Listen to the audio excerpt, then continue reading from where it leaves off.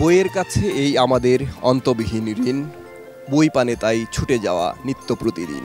দর্শক, আমরা বইয়ের কাছে ছুটে যাই, বই মেলায় ছুটে আসি। বইমেলা প্রাঙ্গণ থেকে আপনাদের সবাইকে শুভেচ্ছা জানাচ্ছি আমি ইকবাল খন্দকার। আশা করছি আগামী কিছুটা সময় আমাদের সঙ্গে থাকবেন, কারণ শুরু হচ্ছে আলোঘর প্রকাশনা বইমেলা প্রতিদিন। সবাইকে শুভেচ্ছা। দর্শক, আমরা এই অনুষ্ঠানে লেখকদের সঙ্গে কথা বলি, প্রকাশকদের সঙ্গে কথা বলি, পাঠকদের সঙ্গে কথা বলি আর দিয়ে থাকি নতুন বইয়ের খোঁজ খবর। আজও এর ব্যতিক্রম হবে না। আলোঘর প্রকাশনা দিশা পরিচালিত একটি সামাজিক উদ্যোগ। চলুন তাহলে মূল আয়োজনে প্রবেশ করি।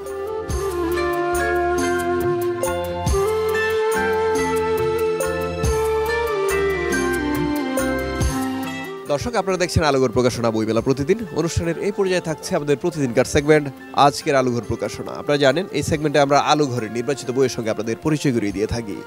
তারই ধারাবাহিকতায় আজ পরিচয় করিয়ে দিচ্ছি 5টি বিশেষ বইয়ের সঙ্গে। প্রথমে হাতে নিলাম যে বইটি, বইটির নাম অন্যরকম অভিজ্ঞতা। বইটি রচয়িতার নাম ডক্টর ইউসুফ খান। ডক্টর ইউসুফ খানের লেখা এই বইটি একটি ভ্রমণ বিষয়ক বই। আপনারা যারা ভ্রমণ বিষয়ক বই পছন্দ করেন তাদের জন্য এই বইটি। এবার যে বইটি হাতে নিলাম এই বইটি রচয়িতার নাম হরিশঙ্কর জলদাস। হরিশঙ্কর জলদাসের লেখা এই বইটির নাম শ্রেষ্ঠ গল্প। তার লেখা গল্প থেকে বাছাই করা কিছু গল্প আছে এখানে, যেগুলোকে বলা হচ্ছে শ্রেষ্ঠ গল্প। আপনারা সংগ্রহ করতে পারেন এই বইটি। এবার হাতে নিলাম যে বইটি, এই বইটির নাম সহজ কথায় অর্থনীতি। রচয়িতার নাম বিরূপাক্ষ পাল। আপনারা যারা অর্থনীতির বই পছন্দ করেন, অর্থনীতি সম্পর্কে বিশদ আকারে জানতে চান, তাদের জন্য এই বইটি সংগ্রহ করতে পারেন। এবার যে বইটি হাতে নিলাম এই বইটির নামের সঙ্গে আপনারা পরিচিত, কারণ এটির বেশ কয়েকটি খণ্ড রয়েছে। এর মধ্যে তৃতীয় খণ্ড আমার হাতে। বইটির নাম ৭১-এর দলিল। বইটি রচনা এবং অনুবাদ করেছেন আন্দালিব রাশদি। যারা ৭১-এর দলিল সংগ্রহে রাখতে চান তারা সংগ্রহে রাখতে পারেন এই বইটি। সবশেষ হাতে নিলাম যে বইটি, এই বইটির নাম লোকভুবন ত্রয়ী। লোক ঔষধ, লোকচিকিৎসা, লোক প্রযুক্তি, বাংলার লোকক্রীড়া, অর্থাৎ 3 ধরনের লোক সামগ্রী বা লোক বিষয়বস্তু আপনারা এই বইয়ে পাবেন। বইটির রচয়িতার নাম ডক্টর বরুণ কুমার চক্রবর্তী। বরুণ কুমার চক্রবর্তীর লোকভুবন ত্রয়ী আপনারা সংগ্রহ করতে পারেন। দর্শক, আমরা 5টি বিশেষ বইয়ের সঙ্গে আপনাদের পরিচয় করিয়ে দিলাম। এই বইগুলো আপনারা পাবেন আলোঘরের 508, 509, 510 নম্বর স্টলে।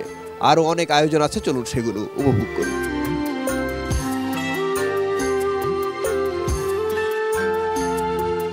দর্শক, আমি এখন যার সঙ্গে কথা বলবো তিনি সালেহ উদ্দিন আহমেদ। তিনি বইমেলার মাঠে একজন লেখক আর বর্তমান সরকারের মাননীয় অর্থ উপদেষ্টা। তার সঙ্গে কথা বলছি। স্যার, আসসালামু আলাইকুম। ওয়ালাইকুম আসসালাম। ভালো আছেন? আছি, মোটামুটি ভালোই আছি।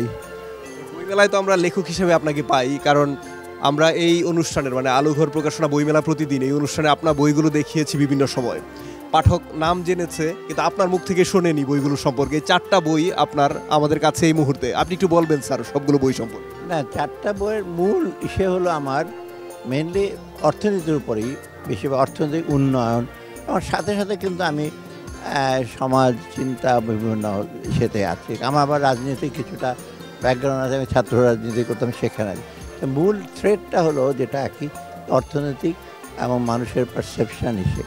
এবং বেশিরভাগ আপনি দেখবেন ক্রিটিক্যাল এসেস, যেমন একটা কালেক্টেড পেপার, এইগুলো কিন্তু এই আমার পাশে সেলিমে আছে বিখ্যাত অর্থনীতিবিদ আছে, উনি জানেন ওরে কতগুলো মেইন ইকোনমিক্স, ইকোনমিক ইনইকুয়ালিটি, তারপরে আপনার বাজার ব্যবস্থা, এইগুলি নিয়ে আমি ওইসব জায়গায় লিখেছি, প্লাস পল্লী উন্নয়ন, এগুলি নিয়ে। আর 2টা বাংলা যেটা আছে উন্নয়ন ভাবনা, এবং আরেকটা হলো বিচিত্র চিন্তা, সেইগুলো কিন্তু ছোটো ছোটো কতগুলো এসে বাংলাতে, সেগুলো বিভিন্ন সময় আমি লিখি, পেপারে বের হয়। এবং এগুলো কিন্তু বেশিরভাগ কন্টেম্পোরারি, যেমন আপনার ফরেন এক্সচেঞ্জ নিয়ে কথা বলেছি আমি, তারপর ক্যাপিটাল অ্যাকাউন্টের কনভার্টিবিলিটি, সোশ্যাল প্রোটেকশান, ব্যালেন্স অফ পেমেন্টের প্রবলেম, তারপর সরকারের বিভিন্ন পদক্ষেপরা। আমি যখন সরকারের বাইরে ছিলাম কিছুটা ক্রিটিক্যাল ছিল, মানে কিন্তু কনস্ট্রাকটিভ ক্রিটিসিজম আমি কিন্তু ইসে করি নাই, অযথা ক্রিটিসিজম করি না। এখন আবার আমি রিসিভিং এন্ডে, আমি লোকজনের ক্রিটিসিজম শুনি এবং আমি মনে করি ওগুলো খুব কনস্ট্রাকটিভ। আমাদের ভুল হয়, আমরা কিছুটা ভুল পদক্ষেপে কিছুটা সংশোধন করি। তো যারা বাইরে থেকে বলে, এখন কিন্তু দেখবেন এই অন্তর্বর্তী সরকারের কিন্তু কোনো রকম সেন্সার নাই, বা কাউকে আমরা বলি না এলে বলবে না সেই বলছেন, আমরা কিছুটা তাদের সাথে উপকৃত হই। অতএব এই জন্যই বইগুলো লেখা আর কি, নিছক আমি আমার এক্সপ্রেশন আর ভাবনাটাকে বলা আর কিছু মেসেজ দেওয়া। আপনার যে বইগুলো আছে অর্থনীতির বই এখানে, যে কারণে পাঠক হয়তো মনেই করতে পারেন যে আপনার একেবারে নিজের পছন্দ অর্থনীতি, কিন্তু এর বাইরেও তো স্যার নিজেদের কিছু পছন্দ থাকে যেটা হয়তো লেখা হয় না কিন্তু নিজের পছন্দ। এমন কিছু বইয়ের কথা যদি আপনি বলেন যে কি ধরনের বই পড়ে। আমার কালেকশন বইয়ের তো ইনফ্যাক্ট আমি অবশ্য হুমায়ুন আহমেদ বা এসে জাফর ইকবালের বই কম পড়ি। আমার মেয়েরা ছেলেরা ওটা মাস্ট কিছু বই মেলালে ওদের বইগুলো খুঁজতো, সেই সুবাদে আমি কিছুটা বই। তো আমি বই পড়েছি আমাদের যুগে শরৎচন্দ্রের বই তো কোনো বাকি নাই। আমার রবীন্দ্রনাথের আপনার ভালো ভালো উপন্যাস গোড়া থেকে শুরু করে চোখের বাড়ি এগুলি সব আমরা পড়েছি। তারপর প্রমথ নাথ, প্রেমেন্দ্র মিত্র, এদেরকে সুনীল কব্বকর্তা, হালনাগাদ, এগুলো তো আমরা পড়েছি। ওই দিকটা বেশি আকর্ষণ ছিল আমাদের, কারণ লেখকের যেসব বিষয় নিয়ে আমাদের খুব পপুলার বই যে লিখবে, হ্যাঁ ওটার প্রতি আমাদের বেশি আকর্ষণ ছিল না। এখন তো আর সময় কম হয়, তো এখনও কিন্তু আর বিশ্ব সাহিত্যের ব্যাপারে তো আমাদের ওয়ারেন পিজ বলেন, তারপর ইলিয়ট বলেন, তো এই জিনিসগুলো তো আমরা পড়েছি। আমি ইনফ্যাক্ট ক্রাইম অ্যান্ড পানিশমেন্ট, তা আমার একটা খুব ফেভারিট বই আছে উদারিং হাইটস, এমিলি ব্রন্টি। ওই বইটা কিন্তু অনেকে জানেও না। ওয়ান অফ দ্য ফাইনেস্ট ক্যারেক্টারগুলো হচ্ছে হিথক্লিফ, একজন ক্যারেক্টার। আমি অনেকে জিজ্ঞেস করি, তাই না, ওগুলো অনেকে জানি না, তো এইগুলো পড়াশোনা করেছে। আরেকটা জিনিস আমি বলি, আমার কিন্তু ক্লাসিক্যাল গানের রেকর্ড কিন্তু কালেকশন অনেক বেশি। অনেকে আমি সে উস্তাদ ফায়াজ খা থেকে শুরু করে বিসমিল্লাহ খান, যেগুলো ফায়াজ খান নাম অনেকে জানে হতো না। এই যে হরি ধামার মানে হরিকে নিয়ে লেখা গজল, উস্তাদ বড় গেলাম কাছে শুরু করে, আর একটা ওয়েস্টার্ন ক্লাসিক্যাল মিউজিক, চাইকোস্কি বলেন, বিথোভেন বলেন, আমার অনেক রেকর্ড ছিল, 50টার মতো সব এলপি টেপ ছিল। একটা গানের কথা বলে অনেকে জানে না, মান্নাদের একটা গান আছে মধুশালা, ওটা গানটা হলো 20 মিনিট, আপনারা শুনেছেন কিনা আমি জানি না, এবং অনেকে গিয়েছে। ওটা আবার সে আমার অমিতাভ বচ্চনের বাবার লেখা, উনি খুব বিখ্যাত কবি ছিলেন। আপনি পরে ওটা ওমর খায়ামের ফিলোসফি আর কি। মধুশালা তো বুঝতেই পারছেন কি, মধুশালার পানশালা আর কি, সে ধর্মগ্রন্থ সব পুড়িয়ে দিয়েছে, তার হলো গন্ধর্ব মধু। অতএব এই ভ্যারিড টেস্টগুলো আমাদের ছিল অনেকে, আমাদের সময়কার কিন্তু সবারই। আপনার রবীন্দ্রসঙ্গীত বলেন, নজরুল সঙ্গীত বলেন, ক্লাসিক্যাল হিসেবে বলেন, সবাই।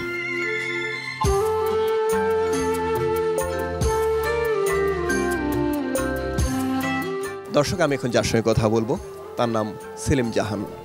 তিনি অর্থনীতিবিদ, তিনি লেখক, তিনি শিক্ষক। স্যার কেমন আছেন? আমি ভালো আছি, আপনি ভালো আছেন? ভালো আছি। আমরা একটু আগে কথা বলছিলাম সালেহুদ্দিন আহমেদ স্যারের সঙ্গে।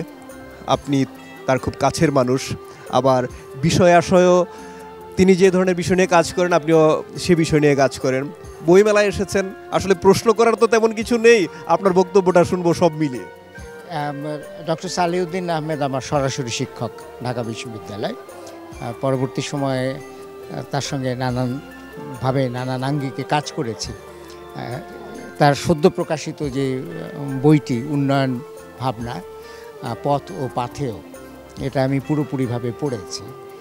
তো এই বইয়ে যে সমস্ত লেখাগুলো আছে এগুলো বিভিন্ন সময় লেখা, এবং আসলে এর বেশিরভাগ লেখাই তিনি বাংলাদেশ সরকারের উপদেষ্টা পরিষদে যোগদানের আগে, এবং তার চিন্তা চেতনা কিভাবে নানান সময় সামনের দিকে চলে গেছে, প্রবহমান হয়েছে, সেটাই বইতে আছে। আমি এই বইটার 3টা বৈশিষ্ট্যের কথা বলি। একটা বৈশিষ্ট্য হচ্ছে যে অর্থনীতিতে 2 রকমের লেখা হয়, যেটা ডক্টর সালেহুদ্দিন আহমেদ সাহেবও বলেছেন, যে এক রকমের লেখা হয় গবেষণাধর্মী, বিশ্লেষণাত্মক, বিদ্যায়তনিক লেখা। আরেক রকমের লেখা হয় যেটাকে আমরা বলি জনতোষ লেখা, সাধারণ মানুষের জন্য লেখা।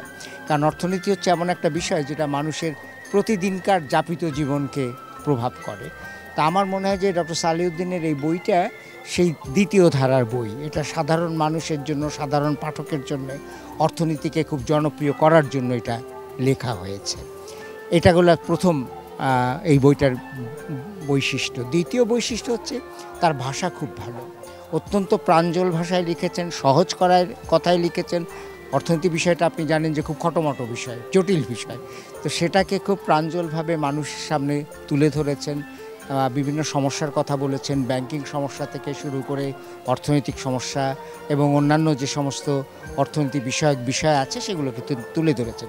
আমি মনে করি যে এই বইটা সাধারণ পাঠকদের যেমন ভালো লাগবে, তেমনিভাবে আপনারা যারা অর্থনীতি সাংবাদিকতার সঙ্গে যুক্ত তাদের জন্য এই বইটা খুব উপকারী, খুবই দরকার। অনেক ধন্যবাদ আপনাকে, ভালো থাকবেন আপনি। আপনিও ভালো থাকবেন। দর্শক, আমরা সেলিম জাহানের কথা শুনছিলাম। তিনি বলছিলেন সালেহুদ্দিন আহমেদের উন্নয়ন ভাবনা, পথ ও পাথে ওই বইটি সম্পর্কে, আরও বলছিলেন তাঁর সম্পর্কে, সমালোচনাও করছিলেন। সালেহুদ্দিন আহমেদের লেখা 4টি বই আপনারা পাবেন আলোঘর প্রকাশনার 508, 509, 510 নম্বর স্টলে আপনারা সংগ্রহ করতে পারেন।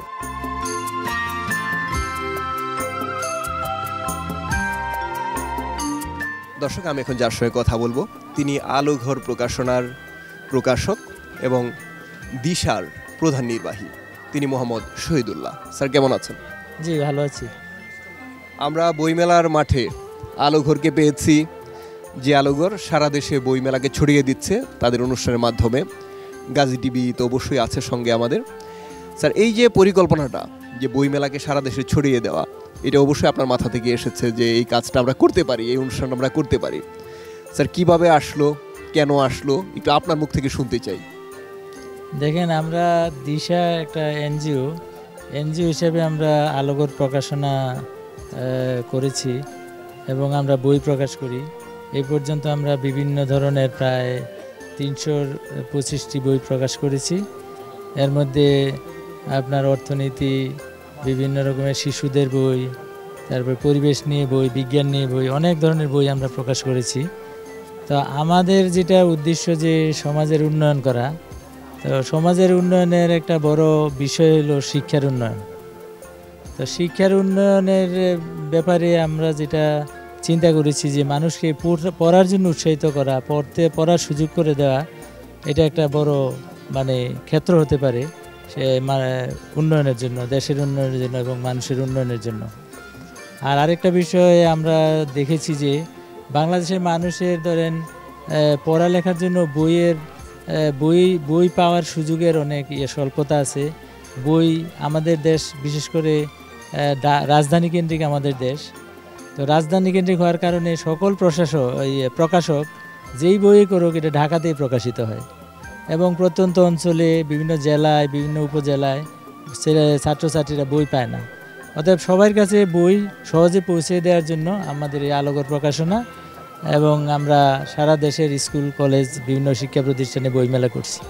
এটা একটা বড় উল্লেখ করার মতো বিষয় যে আপনারা স্কুলে স্কুলে বইমেলা করছেন, কারণ আমরা দেখছি যে পাঠকগুলো আমাদের আছে তারা সবাই বইমেলায় আসতে পারে না, 21শে বইমেলায় আসতে পারে না, বাংলা একাডেমি বা সোহরাওয়ার্দী উদ্যানের বইমেলায়। কিন্তু স্কুলে যদি বইমেলা হয় সেখানে তারা যেতে পারে এবং বই সংগ্রহ করতে পারে।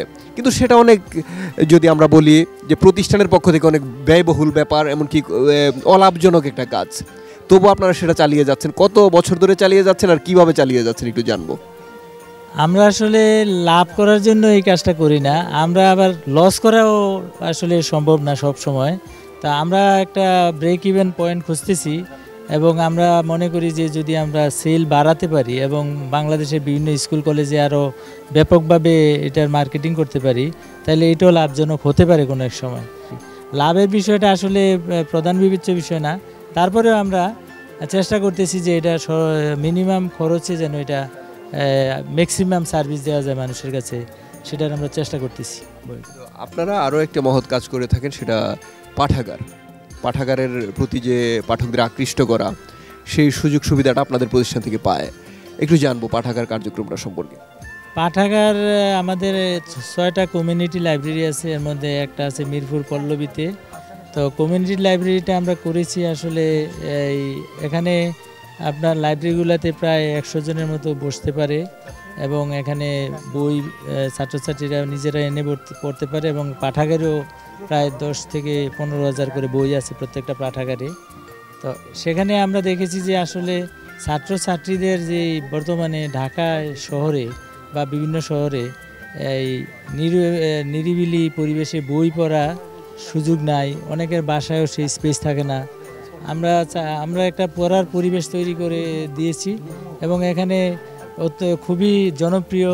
এখানে বসার জন্য, আসার জন্য লাইন হয়, সকাল 8টার থেকে লাইন হয়, যদি এটা 9টার থেকে শুরু হয় এবং অনেকে আগে থেকে বুক করে, এই ধরনের নানান রকমের বেশ জনপ্রিয় এই বিষয়টা আর কি। এবং আপনি আরেকটা বিষয় দেখেন যে আমাদের দেশের গভর্নমেন্ট এবং আমাদের স্থানীয় সরকারের বিভিন্ন প্রতিষ্ঠানে অনেক লাইব্রেরি আছে, কমিউনিটিতে লাইব্রেরি আছে, কিন্তু লাইব্রেরিগুলো মূলত কোনো তেমন ফাংশনিং লাইব্রেরি নাই।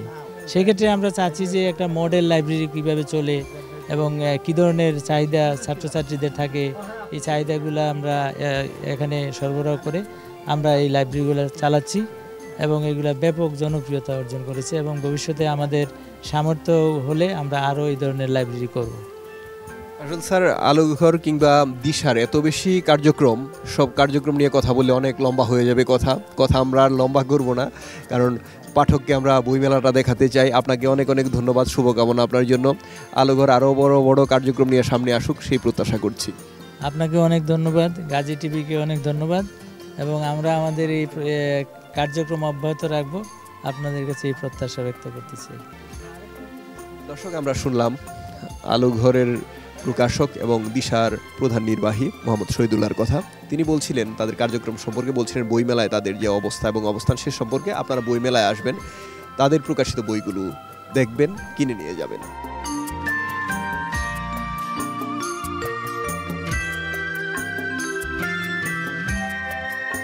আপনারা দেখছেন আলোঘর প্রকাশনা বইমেলা প্রতিদিন। আমরা বইমেলার মাঠে আছি, বইয়ের মানুষদের সঙ্গে আছি। আরও কিছু আয়োজন আছে, চলুন সেগুলো উপভোগ করি।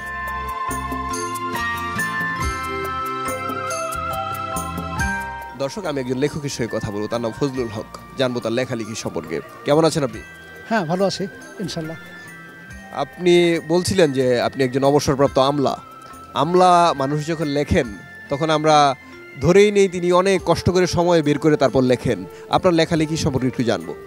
আসলে আমি এই আলোঘরে একটা লাইব্রেরিতে একবার দেখলাম যে কিছু ছেলেপেলে বিভিন্ন পরীক্ষা, নিয়োগ পরীক্ষা বিশেষ করে, ওগুলোর জন্য প্রস্তুতি নিচ্ছে।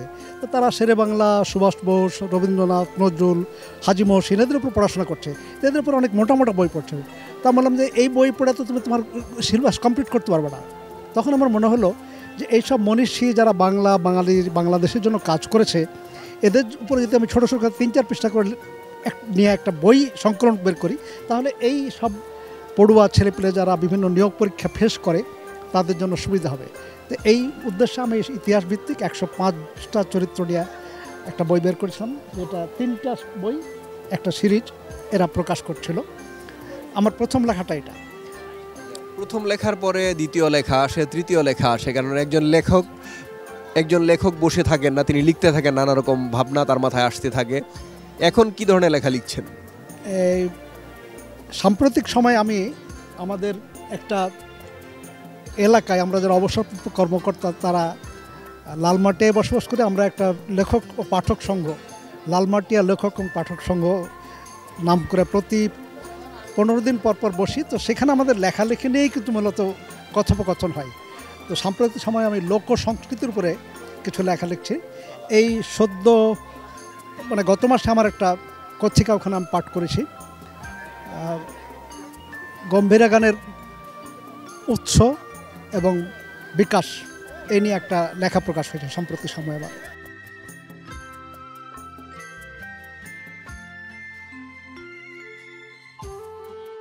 দর্শক, আমার হাতে যে বইটি আছে, বইটির নাম নাটাই সুতা আমার হাতে। বইটির রচয়িতার নাম তারিক সজীব, তার সঙ্গে কথা বলবো। নাটাই সুতা আমার হাতে কি ধরনের বই? এটি কবিতার বই মূলত। কতগুলো কবিতা আছে, কি ধরনের কবিতা আছে? এই বইটিতে কবিতার বই মিলিয়ে সব মিলে আমার 13তম গ্রন্থ। বইটিতে 48টি কবিতার বিন্যাস করেছি। সেই সাথে বাংলাদেশ তথা আমার জীবনে ঘটে যাওয়া এবং চারিপাশে ঘটে যাওয়া স্পর্শকাতর বিষয়গুলো আমি আমার কবিতায় বিন্যাস করেছি। একজন কবি চেষ্টা করেন তার সমসাময়িক বিষয়গুলোকে ধরতে কিংবা অতীতকে ধরতে, তবুও যখন বইটা প্রকাশিত হয় লেখকের একটা অপূর্ণতা থাকে বা কবির অপূর্ণতা থাকে, আমরা ঠিকঠাক ধরতে পেরেছি কিনা। আপনি কতটা সন্তুষ্ট এই বইটি লিখে? এই বইটি ধরতে পেরে আমি সন্তুষ্ট হয়েছি এই জন্য যে আমি আমার এই লেখার মাধ্যমে, কবিতার মাধ্যমে আমি আমার বাংলাদেশ তথা বিশ্বের অনেক বিষয়গুলোকে আমি উপলব্ধি করেছি এবং তুলে ধরেছি। আশা করছি যতটুকু অপূর্ণতা রয়েছে আগামীতে সেটা ঘাটতিটা পূরণ করে নেব। ধরা যাক একটা পাণ্ডুলিপি আপনার হাতে আছে, আরও 1 বছর সময় আপনি হাতে পেয়েছেন যে পরের বছর বইমেলা প্রকাশ করবেন। এই সময়টা তো নানা রকম সম্পাদনার চিন্তা মাথায় আসে, অর্থাৎ একটা কবিতাকে বা একটা গল্পকে আরও কিভাবে পরিবর্তন করা যায় সেই বিষয়টা চলতে থাকে তো সারা বছর ধরে নাকি? হ্যাঁ, এটা অবশ্যই, কারণ আমরা গল্পের চরিত্র অনেক সময় আমরা প্রেক্ষাপটকে আমরা পরিবর্তন করতে হয় লেখকদের। এই চিন্তাশীলটা আমাদের লেখকের যে কোনো সময় যে কোনো মুহূর্তেই কিন্তু একটা প্ল্যাটফর্ম চেঞ্জ হতে পারে। সেই ক্ষেত্রে বইয়ের যখন পুরোপুরি প্রস্তুতিটা চলে তখন কিন্তু সারা বছর যে চিন্তাটা থাকে হঠাৎ করে সেই চিন্তা থেকে বিচ্যুত হতে পারে লেখকের ক্ষেত্রে হয়তোবা। অনেক ধন্যবাদ আপনাকে। দর্শক, তারিক সজীবের লেখা নাটাই সুতা আমার হাতে এই বইটি প্রকাশ করেছে প্রকাশনা প্রতিষ্ঠান চিরন্তন প্রকাশ, আপনারা সংগ্রহ করতে পারেন।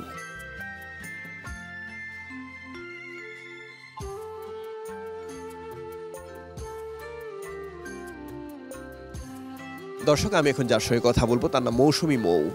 তিনি একজন কবি। কেমন আছেন আপনি? জি, ভালো আছি।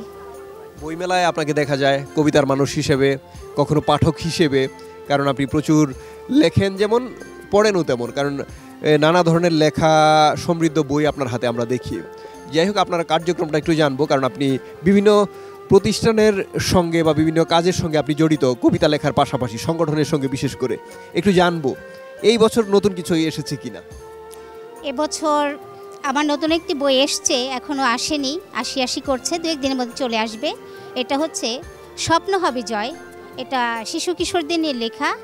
আমাদের যে বর্তমান যে অবস্থা যাচ্ছে, আমাদের কিশোর সমাজ, শিশু সমাজ ঝুঁকে পড়ছে মোবাইল ফেসবুকে। এখন এদেরকে কিভাবে বইমুখী করা যায়, আরও বেশি বইমুখী করা যায়, কারণ বই পড়া ছাড়া কিন্তু জীবনে পূর্ণতা আসে না, সমৃদ্ধি আসে না। এবং একটি সুস্থ সচেতন মানুষ হিসেবে তৈরি হতে হলে আমাদের মূল শেকড় হচ্ছে বই। তাই আমি বিভিন্ন সাংগঠনিক কাজ করি, শিশুদের নিয়ে কাজ করি।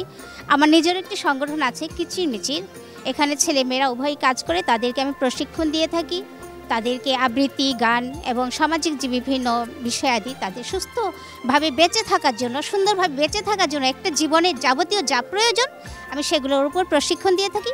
আর সেজন্য আমাকে প্রচুর পড়াশোনাও করতে হয় এবং অপরকে পড়ার জন্য উৎসাহিত করতে হয়, অনুপ্রেরণা জোগাতে হয়। এবং পাশাপাশি আমি শিশুদেরকে প্রচুর বই কিনে তাদেরকেও গিফট করি। ইভেন আমার বাসায় একটি লাইব্রেরি রয়েছে, আমি শিশুদেরকে নিয়ে প্রতি শুক্র এবং শনিবার সেখানে বসি, তারা সেখানে পড়াশোনা করে।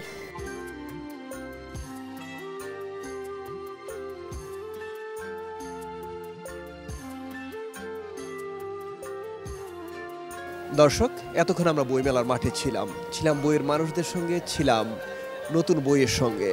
আজকের মতো শেষ করব অনুষ্ঠান। আগামীকাল ঠিক এই সময়ে আবার হাজির হয়ে যাব আমি, ইকবাল খন্দকার, আর শুরু হয়ে যাবে এই আয়োজন আলোঘর প্রকাশনা বইমেলা প্রতিদিন। সে পর্যন্ত সবাই ভালো থাকবেন, সুস্থ থাকবেন, অবশ্যই বইয়ের সঙ্গে থাকবেন।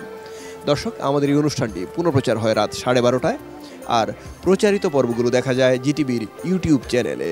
আলোঘর প্রকাশনা দিশা পরিচালিত একটি সামাজিক উদ্যোগ, আর উপস্থাপকের পোশাক সৌজন্য বালুচর। সবার জন্য শুভকামনা। আল্লাহ হাফেজ।